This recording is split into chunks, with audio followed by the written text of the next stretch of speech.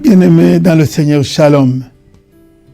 Je reviens devant vous pour vous annoncer un autre événement, un grand événement qui a été organisé par notre Église, dénommé Ministère Pentecôtiste.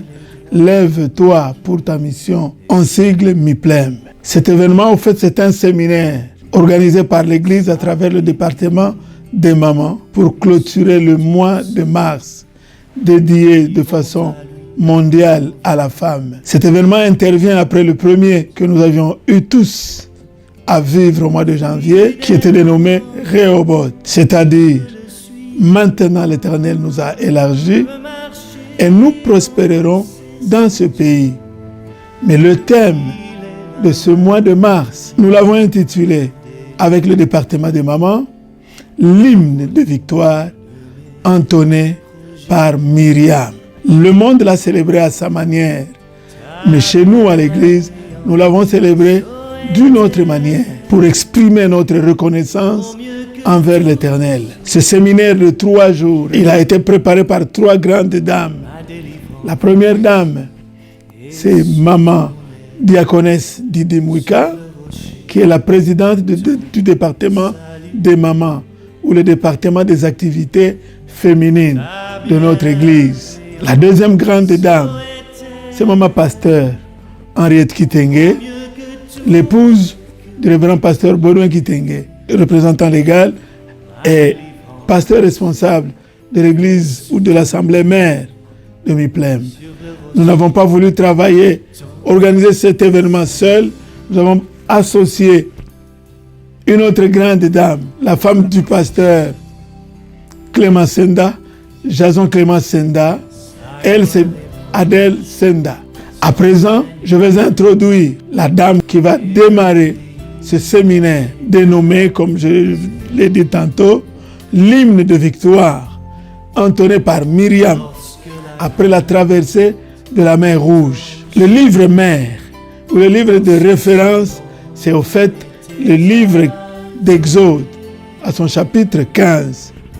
Nous allons écouter comment cette grande servante de Dieu va nous entretenir sur ce thème. Suivons la dame, ouvrons nos cœurs, ouvrons nos oreilles et braquons les yeux devant notre petit écran pour suivre le message que l'Éternel va nous transmettre à travers cette femme.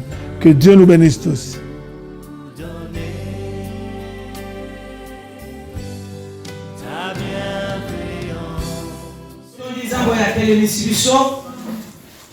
Totoni mobateli mpate oyo agreye musala oyo basoye bisabiso balobi hymne de victoire tokotala na loyembo oyo bana na Nzambe eza eloko moko moto exprimaka kati na ye soit na tango ya mawa soit na tango ya esengo oyebi eza na mususu soki mawa eleki abandi kolela zoyemba azoyemba me na kati ya loyembo azolela eza na loyembo mususu ya mutu aza na esengo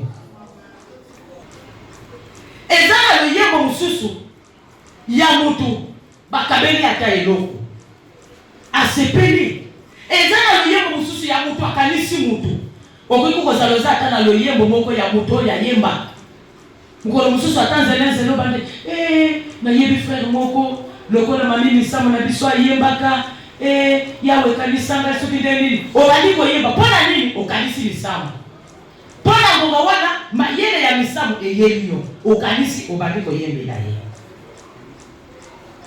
eza mpe na loyembo ya mutu abandi kaka koyemba kaka boye ayoki nanu kaka mwa distance mususu balobaka tika ata na yemba na se distraire na ngai donc akanisi makambo eleki ye na motema alobi ete tika na ngai nayemba ata loyembo nasala nini na se distraire loyembo ya distraction eza na ebandeli ezaka suka abandi nanu koyemba po se distraire kasi na mama ya likambo oyo bapesi biso awa balobi ezalaki loyembo ya pamba te balobi eza hymne oyo elobi ezali chant sublime oyo sublime ezolakisa eloko oyo eza likolo eloko oyo etombwami koleka koleka tolobaka ke eloko oyo eza na sommet élévation moko ya likolo balobi ete eza champ de victoire baprécise balobi ezalaki loyembo ya elonga donc mutu apesameli elonga sikoyo abandi koyemba nga na mituni loyembo wana ye moko mari alimaki compositeur kaka na ngonga wana toyebi te ebandaki ndenge nini kati na ye toyebi te sentiment nini oyo ezwaki ye po ete abanda loyembo wana amen mpo maloba ezo makoli elobi ezalaki kaka ye moko te maloba elobi boye toza na mokanda ya Exode 15 Bible ezoloba alors Moïse et les enfants d'Israël chantèrent ces cantiques à l'Éternel. Balobi ete Mose ye moko na bana ya Israël balobi ete tango bakatisi babandi koyembela Nzambe. Mwana na Nzambe loyembo oyo tozotanga na pokwa ya lelo eza loyembo ya reconnaissance. Amen. Amen. Eza loyembo ya reconnaissance. Marie d'abord Mose ye moko na bana ya Israël makomi elobi ils chantèrent ces cantiques balobi ete babandi koyemba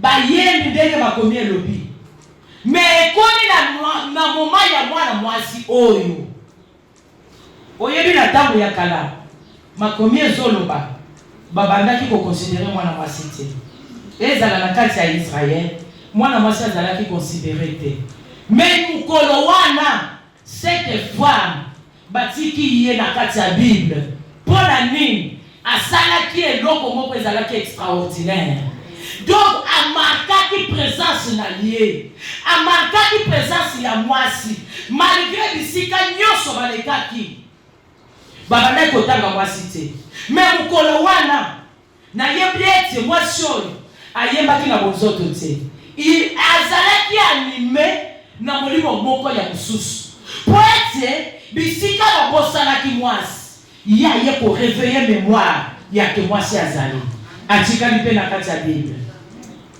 Amen. Areveille mpenza mémoire ya bato yake te bokanisa teke boza kaka mibali na bino kaka bino na bino te bokanisa teke bilenge boza kaka bino na bino ezala soki bilenge bino bozali boza na source na bino ezalaka libongo ya mwasi ezala bisika Nzambe apesaka mwasi lokumu. Bisika oyo mukolo wana Marie ayaki kobimisa yake mwasi mpe azali babandi loyembo bayembi ezalaki loyembo nini mwasi oyo ezalaki na kati ya captivité na kati ya bokangami na kati ya Egypte bamoni pasi oyo ezanga ndelo bana Israël bamoni pasi oyo ezanga ndelo po Farao atika bango ezalaka facilité bademarshe nyonso Nzambe atalisa na Moïse alobi ete sala boye mwana moto amemi bademarshe wana liboso ya Farao me Farao aboya Nzambe mpe aye koloba lokola azokoba na koboya tika kasinga sunga ye nakende nani kosunga nani Farao kaka napesa ye nani motema makasi lisusu koleka nani lituplie yango po ngai asengi ye na mabala Nzambe mokeli na ye yazoboye nde soki yo zawana tozopekisa mabe oyebi eza na mkono Nzambe asungaka mutu Nzambe akoya kosunga yo na mabe ozosala akoya komatisa yango ndelo sikota komatisa ndelo eza mpona nini eza mpo asukisa yo mais soki Nzambe asukisi yo ekozala pasi alobete basali nyonso po ete Farao atika bango Farao oyo aboyi sikoyo na ple oyo makomi ezoloba baza liboso ya Farao azutu na bango alobi qui sont ceux qui iront banani oyo bozosenga biso basala nini balima na kati ya bowumbu balima na kati ya Egypte eza lokola toza na kati ya ndako toza lokola tawa na église tokomona kaka babrigand moko bakoti baye wana batuli paster Baudouin banani na église oyo olenge babika amen nani nuki batie kaka boye bayebisi ye papa Baudouin yo nde paster alobi ya sikoyo tozotuna yo banani esengeli babika na lingomba oyo po bango soto ye poto bon et cause à l'équation pour na papa. Amen. Mais il y a une réponse à Moïse. Moïse a lobby. Nous irons à Bandina, mais à Bandi. Nous irons avec nos enfants. Nous irons avec nos enfants et nos vieillards, avec nos fils et nos filles, avec nos brebis et nos bœufs. Car c'est pour nous une fête en l'honneur de l'Éternel. Moïse a le but, nous irons avec nos enfants. Nous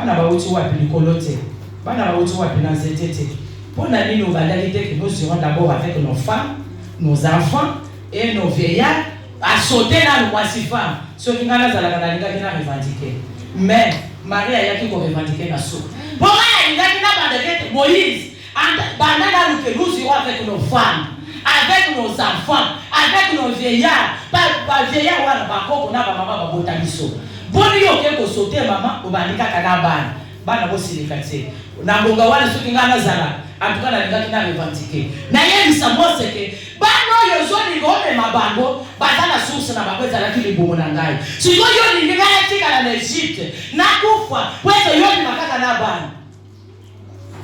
Te. Esimba kite. Yoga kuna histoire bandaki. Nde Moïse alobi, nde bakoto kokende na bango parce que kozala fête munene. Pharaon akangi lisusu motema. Alobi te. Kaka bino mibali nde bokosala nini? Bokokende. Bokende bino mibali, bokende kosala la zambe la Bible. Po yango nde bozosema. Bolobi te bolingi bokende kosala la zambe. C'est-à-dire les bino mibali. Alobi te na bibwele, na makambo nyonso biso tokokende, bapekisi ye. Alobi te. Alors, ceux qui n'attendent le verset 1, et ils apprenaient que les gens qui savaient la bisika ya Myriam, cette femme avait chanté avec raison. Parce que passion et bazalaki na yango, minyoko et va traverser qui, ceux qui s'embêtaient, Pharaon a dit qu'il y a bango. Ceux qui connaissent intervenir, à la kata bomo inayo, mais le fan de la kiti tendo mo fan wana. Ceux qui s'embêtaient, mais le somo na tabano yo botakiti. Wete jana kana kili wana yo bandakala. Wete jana kana ki kobunga na yo bandakala. Wete jana kana ki soni na yo bandakala. Soni zambete. Olikaki otangama na liste ya bato bomo inelote. Po eza ebele tango biso tokati si 2011 eza ebele basala ki naufrage. Bakufi na boîte. Tozoyo kasango ya batrin katande e pesina ni lisusu ko ravager lisusu bato. Oyebi na batrin wana ba mama bazalaki, bana bazalaki, batu nyonso bazalaki. Deraima eye batu nyonso wana basalene bakufi. Me yonanga tozana bomoi. Ndeko. Yebisanga makasi nini yo salaki. Po oyeba na ko traverser, na ko longwa na ane oyebeka maki ya percer. Nana pesa yo makasi. Ceux qui t'ont tuni yo pesa ki na nini. Marie oyo. Tant bana Israël bakatisi. Babundi. Mosa bundi. Moïse asali nyonso. Liboso ya Pharaon. Makomie ye koloba. Zamba ye kobeta ya suka. Yango nazo pekisa yo. Yo oyo ozobundisa soit lingomba soit moto. Yebete zamba zalaka na kobeta ya suka. Zamba beta kape ya suka ndeko. Akoki konyonga yo yake tango ekoswa. Oyo ya liboso patientaki otoleraki. Kasi oyo ya kosala okotolereti. Poete oyo asalaki Pharaon atoleraki te. Aloyete te. Oyo ekomeli ngai. Yatina ebwele. Ezole. Mwana kufi. Bobima. Bosala nini? Bobima. Sikoyo bobima. Délivrance ye. Tant délivrance ye. Na mwasi. Na bana na ye. Na yebite mkolwana ba mama mapasa soki basala ki ndengini. Oyo kotoyo. Na mikumba na ye na biso ba mama na bana. Soki ba mema basi azeli. Oyo na kati azeli. Oyo na kati ya mukongo. Ye wana ba memizele bandi. Po papa ata na nzela ya bilanga. Papa ne makaka machete. Ame makaka na nini. Na kombo. Okokuta mama kotoyo azana zeli. Kotoyo azana mwana na mukongo. Kotoyo azana na panier ya manioc. Ba mama ezala lokuta. Dans le combat dans ma pesa yo. Yango, ce qui est soyez qu'on libéré yo dans la recette. Amen. Pour que tu m'as collé à la base de mon corps. Ce qui est soudé, mais le bichot aux actes. Ce qui est soudé. Au lieu d'attendre que yembo tozo le kaka kawa tozo yembo. Pas vous considérer la beauté. Mais il soit le bité. Mutuoy, si qu'on a pas kaka bisika mususu na kende. Ake ko pona lisusu kaka mwasi. Il fallait qu'il t'attende assez. Apa sur la dame pata, ba kiti saye kaka boye tozo mona ye na ba ngelu. Kasi alobiete na poni lisusu kaka libumu ya mwasi. Ah, tikanza mapambo la yo. Maria lobi. Babandi ko yembo. Makomia lobi babandi ko yembo. Lo yembo bana na Nzambe. Mwasi bisika vandaki. Amobiete yanga yesimbite. Balobiete azui luyamba. Na français balobiete za tambourin. Siko tambourin wa. Ngape na mituni. Basalela kiye ou bien zalaki déjà ou bien batakola ki na yango. Tala waso ya zalaki inspiré. Balobiete luyamba wana eloko ya liboso azui na luyamba. Tako azui luyamba. Abandi ko bina. Na bandi ko mituni. Alo yembo angwa ayemba. Yembo kwa bimi compositeur na yembo. Abandi na couplet, si na refrain. Yemoko. Ayembi pe yemoko te. Ce qui m'a pris, c'est cette femme. Elle a influencé les autres. Ayemba ki yemoko te. Moi, j'ai télémi. Donc, nano yembo yo bana ya Israël babanda kina Mose. Etikali na se. Kasi ya washoyo eyeko lingisa. Pona nini akanisi. Eloko etinga ki washo ayemba akanisi pasi. Akanisi nzala. Akanisi ndenge babanda ko betela bango bana. Akanisi ndenge bana na bango bakoma ki bapomba bana bavimbi bapake. Ba Égyptien bazotombolisa bango tala mabanga. Tala tuna na bato yo basala voyage na Égypte. Kama bali na ngasa kenda Égypte. Soki azobetelo lisolo ya lelo ba ange ezali. Lelo biloko ezotombola mabanga ezali. Lelo biloko ezotombola mabende ezali. Mais na kala ezalaki te maboko ya pamba.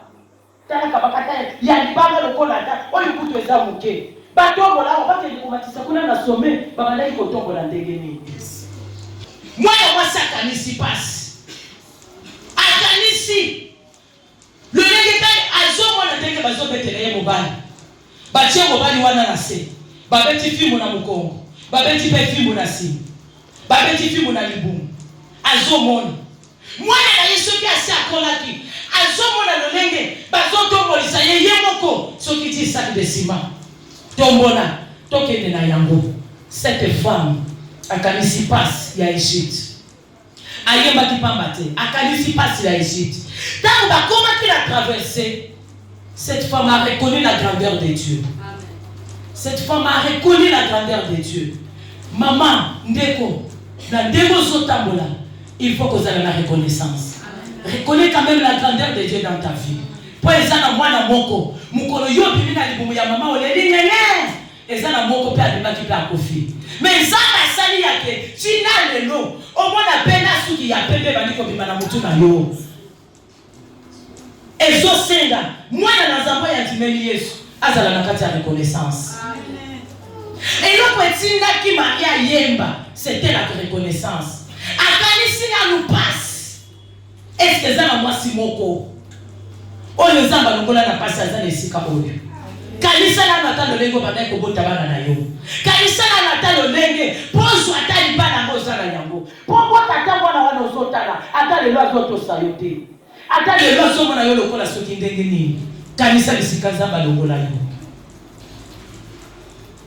Mais mukolo wana bayebisa biso libonza ta moko te.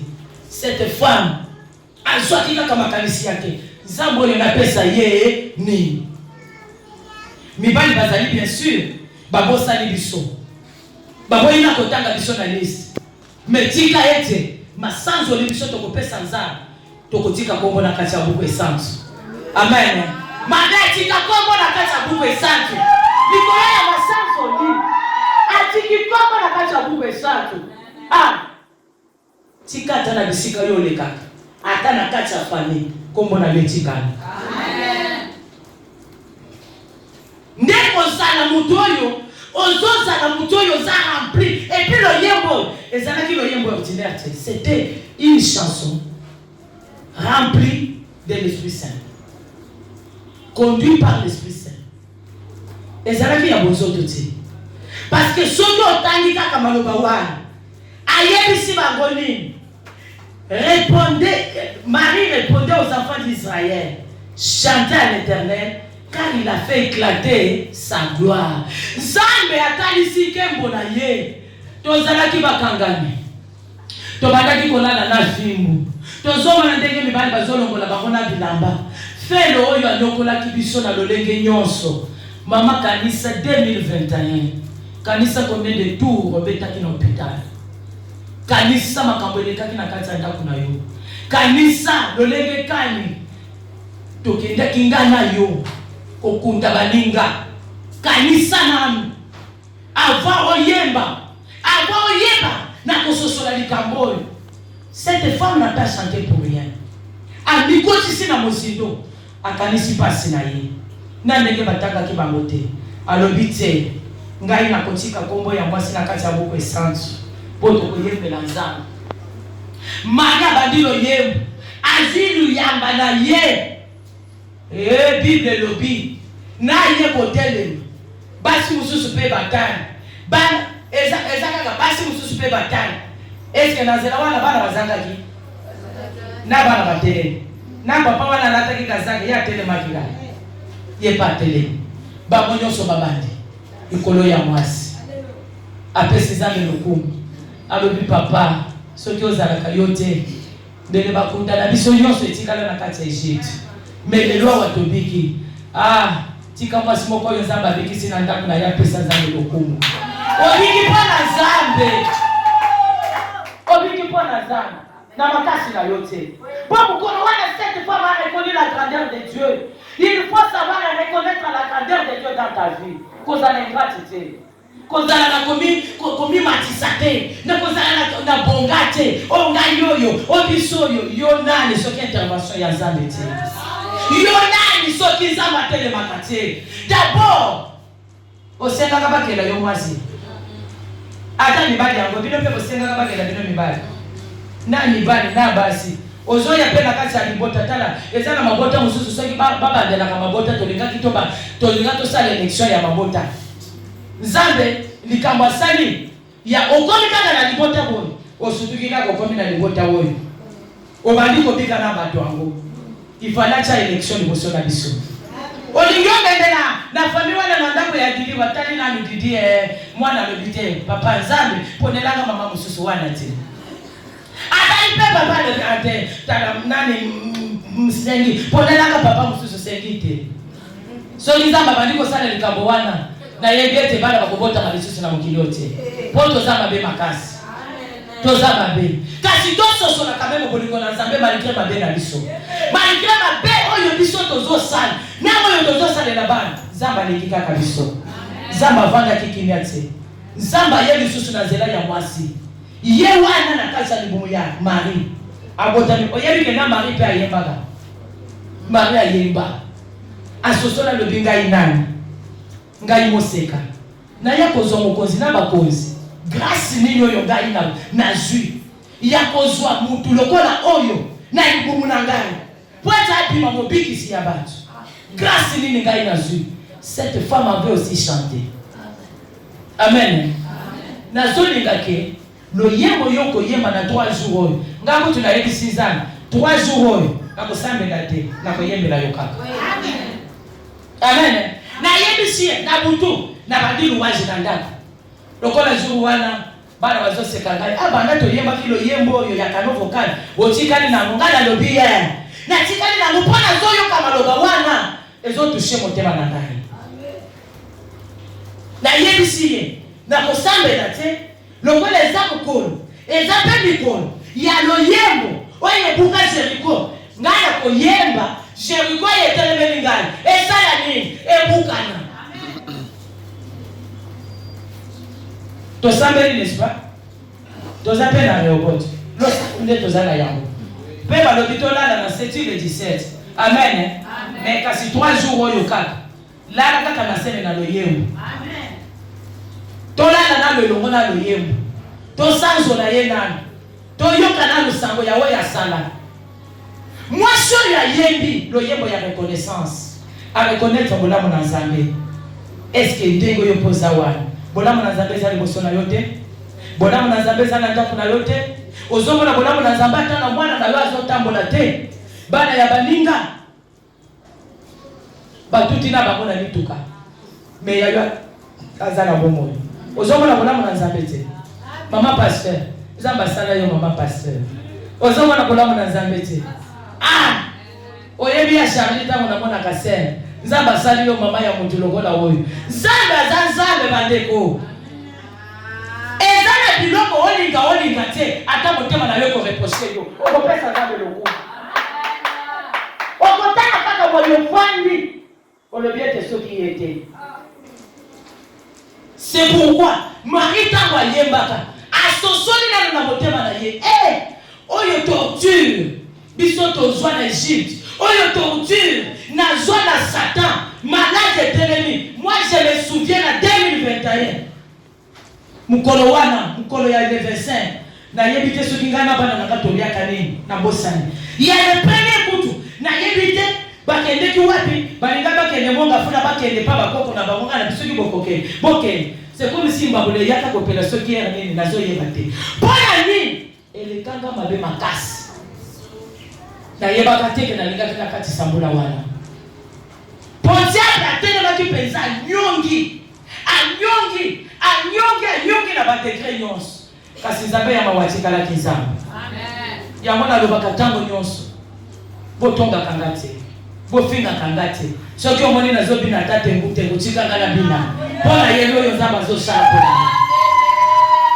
soki osokola ata nazoyemba va ezokende okala tikanga na yemba mpo yebi oyo nzambe azosala mpona nga.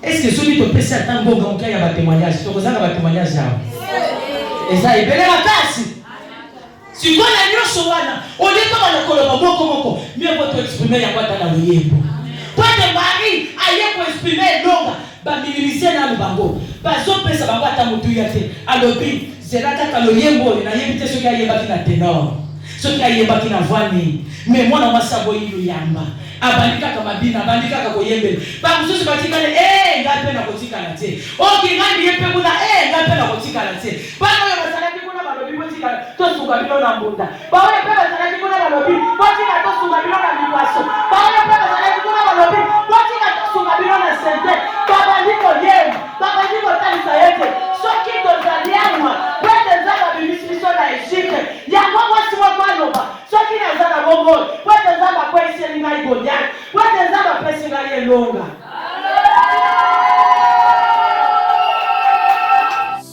Gloire à Dieu. Nous venons de suivre ce message puissant, un message vibrant, un message transmis par la grande dame, comme je l'ai dit tantôt, la maman diaconesse Didi Mouka, qui est la présidente du département des activités féminines ou le département des mamans de l'église Miplaine. Le grand message que nous avons retenu dans son intervention de ce jour, c'est que à chaque événement, à chaque instant, quand l'Éternel fait quelque chose de grand dans notre vie, nous devons lui être reconnaissants. Après l'intervention de Moïse, qui avait invité le peuple à exprimer sa reconnaissance envers l'Éternel, la maman s'est assise sur le geste ou l'acte posé par Myriam ou Marie, selon certaines traductions. Juste après Moïse, elle a pris la parole. On dit qu'elle a pris le tambourin. Cette dame a même entraîné d'autres femmes, véritables leaders. Elle a commencé à exprimer sa louange à l'Éternel. L'Éternel nous a sauvés. Il a avalé Pharaon. Il a détruit Pharaon. Il a craché de l'eau. Et il a même ouvert le chemin en pleine mer. Et Israël est passé là-dedans. La mer s'est fendue en deux. Et puis il y a eu deux blocs à gauche et à droite. Israël est entré là-dedans. Et juste après la traversée d'Israël, la mer Rouge s'est refermée sur les Égyptiens qui voulaient poursuivre Israël. Elle s'est même mise debout pour emballer tous les enfants d'Israël à exprimer cette reconnaissance à l'Éternel. Elle nous a invités à ne pas être ingrats. Nous venons de loin avec notre Dieu. Si nous nous souvenons de tout ce que l'Éternel a fait, dans la vie de chacun de nous, personne ne peut être indifférent. Et là, elle axait son intervention sur la valeur que Dieu a redonnée à la femme. Écoutez comment la femme reconnaît. La femme qui était marginalisée hier, aujourd'hui Dieu l'a mise au centre. Elle pouvait être à la marge, mais juste après Moïse, il n'y a pas eu un autre homme qui est venu intervenir, mais c'est une femme, une prophétesse Myriam. Elle a emballé tout le peuple et tout le monde s'est mis à reconnaître la grandeur de Dieu. Elle est là, la femme qui était hier à la marge, à la queue, mais grâce à la main de l'Éternel sur la femme, voilà qu'aujourd'hui la femme est vue à travers le monde entier. Donc, que vous soyez homme ou femme, reconnaissez la main de Dieu pour tout ce qu'il fait dans votre vie. Que Dieu nous bénisse tous.